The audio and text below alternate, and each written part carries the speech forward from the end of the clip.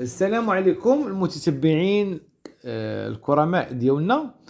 اليوم غنتكلموا على علاقة البنت السمراء مع الحبيب. البنت السمراء مع الحبيب.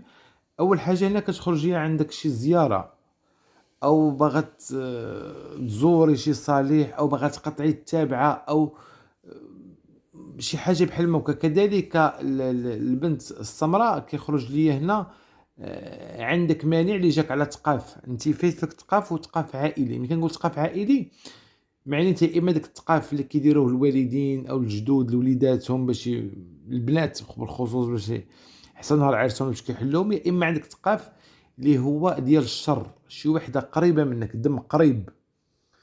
ملي كنقول دم قريب كنقصدو بها خالتك، عمتك، مرت خالك، المهم شي حد دم قريب، مرت باك دم قريب اللي فخاصك ضروري تحيدي، لان اللي كيعانيو هاد المسائل هادي كتعرف بان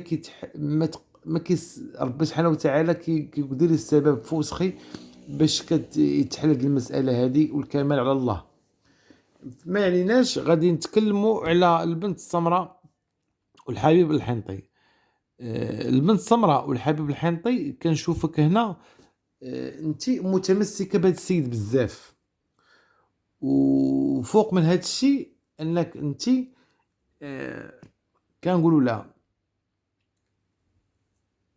بان ليه او بينتي ليه او حس بك. فهنا كنشوف بان الحنطي ولا لعب لك العشرة، الحنطي ولا كيتبورد عليك الحنطي، ولا داير ما بغى.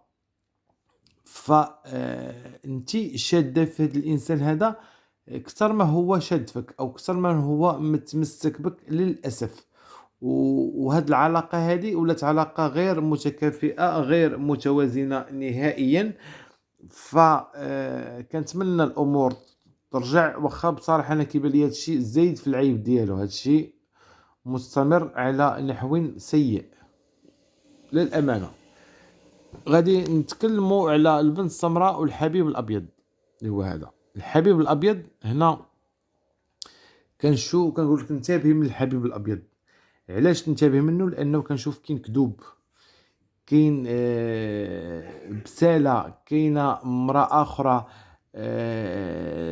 هنا غتكتشفي بان الابيض عنده واحده اخرى او مزوج وكذب عليك. الابيض راه ماشي هو الرجل المنشود او الرجل اللي كتحلمي به، او ما تبقيش تخيطي خيوط من الزبده اللي غادي تصبح على الشمس وغادي تذوب لك. ف ما تخليش القلب ديالك يتحكم فيك البنت السمراء اللي مع الابيض. فهنا كيبانوا لي اشياء مفاجئه واشياء صادمه لك في القريب العاجل.